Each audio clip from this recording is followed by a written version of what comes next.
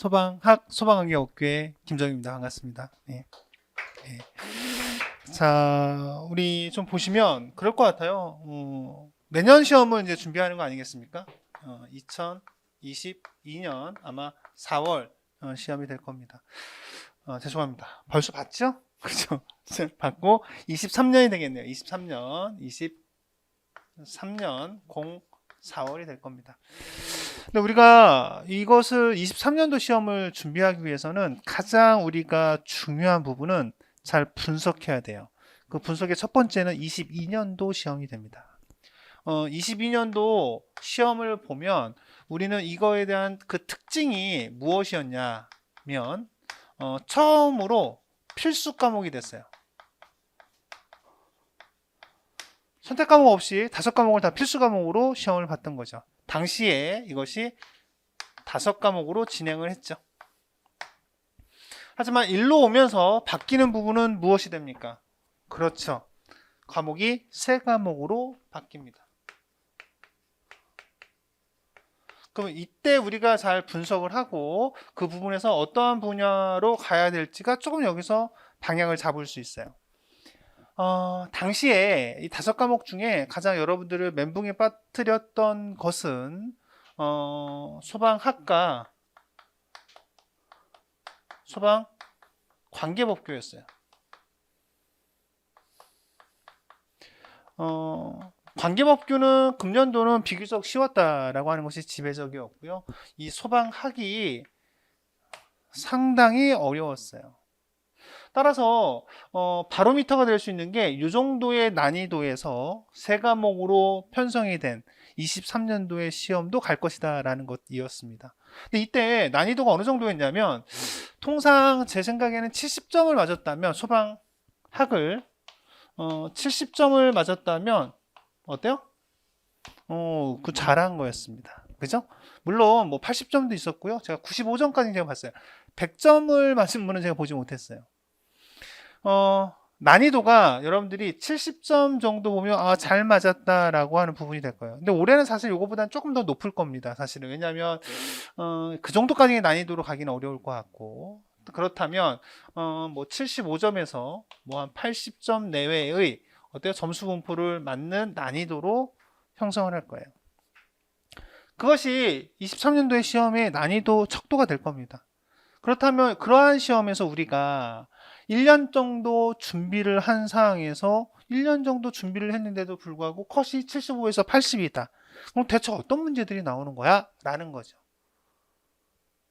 상당히 어려운 문제들로 구성이 되어 있다는 거야. 그럼 그런 부분들을 우리가 극복하려면 첫 번째, 저는 잘 짜여져 있는 커리큘럼이 중요합니다. 단지 여러분들이 기본 하나 또는 동영 한 과목 정도 잘 듣고서 그 부분을 합격의 점수에 80 또는 85점 이렇게 갈 수 있는 것은 지금은 그렇게 기대하기는 너무 어렵다.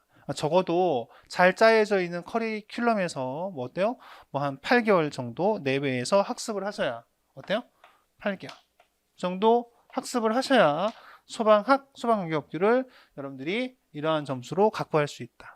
따라서 우리 해커스에서는 뭐 기본이론, 뭐 심화이론, 그리고 어때요? 여기에 우리가 뭐 빈칸 놓기라든지 OX, 그리고 동영, 그리고 실전 문제 이런 커리큘럼이 다양하게 구성이 되어 있어요. 그러한 구성이 잘 되어 있는 과정을 반드시 학습하셔야 가능할 겁니다. 특히 올해 23년도에는 더 힘든 것 중에 하나는 이 소방관계 법규예요. 소방관계 법규에 대한 커리가 또 중요한 이유 중에 하나는 구 소방시설법이라고 하는 부분이 분개가 돼서 화재 예방법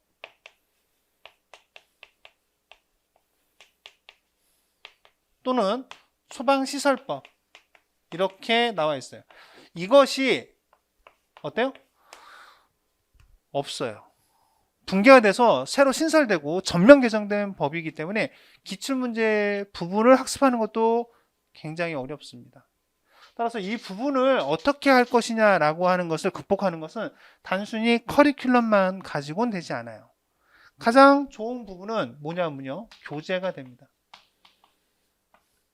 지금 법이 공포된 걸 가지고는 법이 아직 공포가 안 됐어요. 그 관련된 명령, 시행령과 시행규칙이. 근데 제가 입법 예고된 내용을 가지고 그 교재를 만들어서 지금 강의를 하고 있습니다. 지금 강의를 하고 있어요. 입법 예고된, 물론 어때요? 디테일한 부분들이 수정될 부분들이 있습니다. 하지만 우리 책을 보면, 소방관계법규 책을 보면, 해커스에서 나온 책을 보면 가장 좋다라고 얘기를 해도 과언이 아니에요. 한번 보시면 다른 책에 없는 텍스트로 되어 있는 많은 문구들을 그림이라든지 표로 작업이 되어 있어요. 저는 그렇게 얘기할 수 있을 것 같아요. 다른 책을 가지고 공부하다가 어느 상황이든 김정희의 소방관계법규 책을 가지고 공부할 수 있습니다. 근데 김정희의 소방관계법규 책을 가지고 공부하다가 다른 책으로는 가서 공부할 수 없을 거예요. 즉, 난이도가 굉장히 높아지고 있는 상황에서 단순히 커리큘럼만으로는 그런 부분들이 해결되지 않습니다. 따라서 그것들이 충족될 수 있는 교재, 상당히 다양하고 어때요? 이러한 기출문제가 없는 상황에서도 기출문제의 확인학습을 할 수 있는 문제집이 나와서 지금 준비하고 있습니다. 11월 출간을 목표로 하고 있어요. 그런 부분들을 가지고 학습을 하셔야 합니다. 그렇다면 커리큘럼과 교재 이러한 부분들만으로도 그럼 가능하겠느냐? 그렇지 않습니다. 세 번째는 뭐냐면요. 충분한 능력을 가지고 있는 좋은 강사한테 어때요? 수업을 들어야 된다라는 겁니다. 노량진에 보면 강사는 굉장히 많지요. 근데 난이도가 굉장히 이렇게 높아진다라고 이야기를 하고 있습니다. 근데 높아진다는 얘기는 무엇을 얘기하는 걸까요? 굉장히 수준 높은 문제를 출제한다는 거예요. 수준 높은 문제를 출제하는데 그걸 전공하지 않은 사람한테 배운다라는 것은 어떻습니까? 전공자에게 배워야 되겠죠. 저는 첫 번째가 잘 짜여져 있는 커리큘럼과 그리고 잘 정돈되어 있는 교재, 그리고 그것을 전공한 선생님으로부터 수업을 들어야 된다라는 것이 저는 기본입니다. 그렇지 않고서는요, 여러분들이 기대하는 점수로 어때요? 저는 갈 수 없다라고 생각을 합니다. 또한 우리가 소방관계법규에 대한 이런 유기적인 관계를 생각한다면 소방학과 소방관계법규는 결국에 거의 하나의 학문이라고 저는 봐도 과언이 아닙니다. 이것을 분리해서 본다는 것 자체도 굉장히 어때요? 어려워요. 제가 지금 수업을 하다 내려왔는데 지금 소방학의 소방시설편을 공부하고 있었습니다. 소방시설. 소방학에서도 소방시설이 2문제에서 3문제 정도 나옵니다. 물론 출제는 약간 다를 수 있어요. 하지만 기본적으로 분류라든지 그런 정의 이런 것들은 어떻다? 소방관계법규에 있는 어때요? 소방시설법 시행령 별표 1에 있는 내용을 그대로 갖다 쓰고 있습니다. 결국에는 한 선생님으로부터 배워야 그러한 부분들에 대한 효율성이 저는 증대된다라고 생각을 합니다. 생각해보면 2023년도에 시험이 출제가 되고 나서 이렇게 보면 아직 뭐 시험 방법이라든지 시험 범위라든지 출제 문항수도 아직 결정되지는 않았습니다. 결정되지 않은 상황에서 여러분들이 많이 힘들 거예요.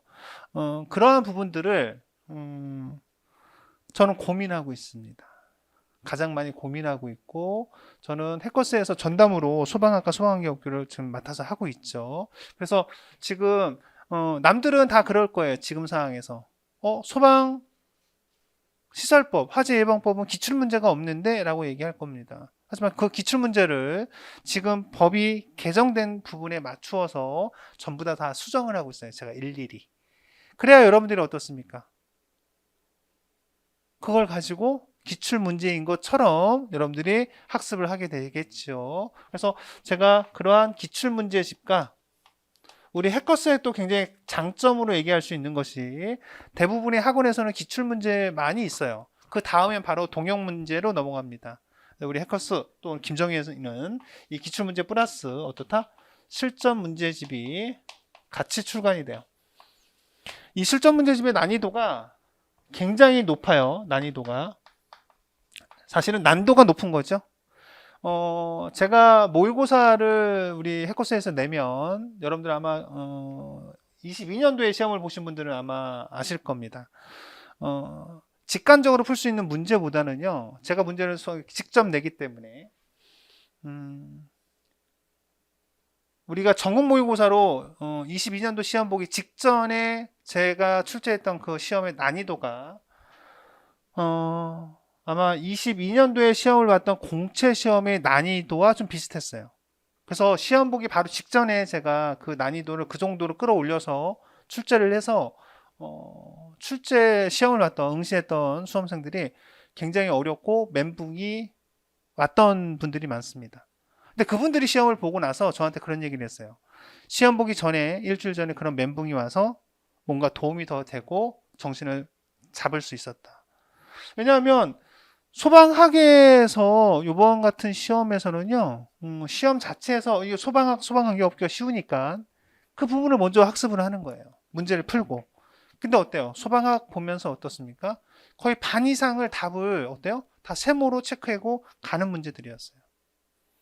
멘붕이 왔죠. 시험을 풀면서. 그래서 정말로 중요한 것은 이런 커리큘럼과 그 실전에 맞는 그런 문제들을 가지고 계속 학습을 할 수 있게끔 그런 콘텐츠를 공급해 주는 부분이 가장 중요합니다. 그런 부분을 통해서 여러분들이 어때요?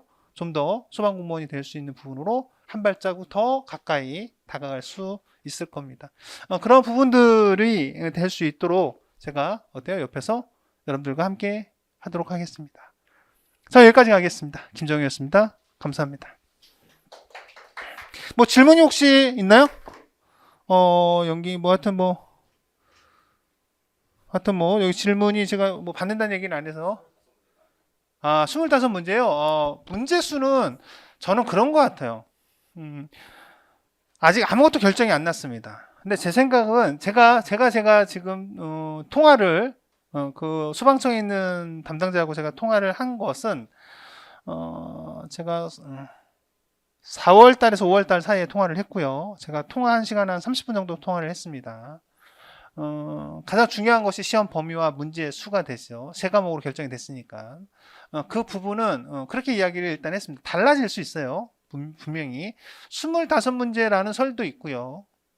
어떻게 바뀔 거라는 설도 있고 아무것도 결정이 되지 않았습니다. 근데 사실은 25문제냐 40문제냐라고 하는 것은 여러분들의 학습 방법이 달라져요. 굉장히 중요한 문제이긴 한데 아직 정해져 있고 제가 통화를 한 바로는 경찰의 흐름을 쫓아간다라는 거예요. 경찰이 올해 필수가 되고 세 과목으로 먼저 움직였죠. 그죠? 그렇죠. 영어가 빠지고 그죠? 이렇게 세 과목으로 먼저 이제 이렇게 체제를 바꿨습니다. 체제를 바꾸면서 보면 경찰은 100문제예요. 그래서 100문제를 맞춰야 되지 않을까라는 이야기를 먼저 했습니다. 그래서 100문제일 수도 있고요. 어때요? 우리 간부 시험에서 뭐 25문제라고 하는 부분 때문에 뭐 75로 맞추는 경우도 있습니다. 또 하나 그쪽에서 100문제라고 하는 부분을 이야기하면서 또 하나 저한테 이야기했던 것은 시험 범위에 대한 부분은 충분히 100문제로 커버할 수 있을 것 같습니다. 그러면 어떤 게 3대 3대 4로 갈지 2대 4대 4로 갈지 그럼 2대 4대 4로 간다면 어떤 과목이 4가 될지에 대한 부분이에요. 근데 그쪽에서 이야기를 하는 것은 경찰의 흐름이라는 거야. 경찰은 헌법이 20문제, 경찰학이 40문제, 그리고 형사법이 어때요? 40문제가 됩니다. 즉 전공과 관련된 부분의 페이스를 어떻게 얘기하고 있냐면요. 전공과 관련된 부분을 중점적으로 두고 그리고 어때요? 비전공인 부분들을 어때요? 좀 낮추는 부분이에요. 그럼 우리가 지금 어때요? 행정법, 총론, 그죠? 행정법, 그리고 소방학, 소방관계업계를 본다면 그것이 다 똑같진 않을 거라는 거야. 그래서 시험의 취지에서 세 과목으로 바뀌고 이렇게 간 부분도 전공 과목에 대한 비중을 높이기 위함이기 때문에 25문제라고 하면 그것은 다 똑같이 25, 25, 25로 가는 거 아니겠습니까? 그러진 않을 것 같습니다. 그래서 제 생각에는 저의 개인적인 생각은 100문제로 가는 것이 저는 바람직하다라는 생각을 갖고 있습니다. 그리고 현재 시험 제도를 개편하고 하고 있는 이유도 전공 과목에 대한 비중을 늘리는 부분이 있잖아요. 전공이라고 하는 것은 지금 현재 세 과목 체제에서는 소방학과, 소방관계, 법규가 될 겁니다. 따라서 저는 2대 4대 4가 적절치 않나. 그렇게 되면 1000점 만점에 500점이 어때요? 우리가 있는 이런 시험으로 구성이 되고요. 나머지 500점이 면접 250점, 체력 250점 해서 1000점 만점으로 가게 됩니다. 그리고 마지막에 가산점이 뿌려지게 되는 거죠. 이것이 기본적인 룰일 거라는 겁니다. 하지만 확정된 것은 없다. 이 모든 것은 저의 개인적인 생각이고 발표가 나야 확정이 되겠죠. 그죠? 조만간의 날이라고 생각이 듭니다. 자, 그것이 나기 전까지는 여러분들이 어때요? 그냥 지금 있는 커리어에서 맞춰서 열심히 하시면 되겠습니다. 저는 여기까지 하겠습니다. 김정희였습니다. 감사합니다.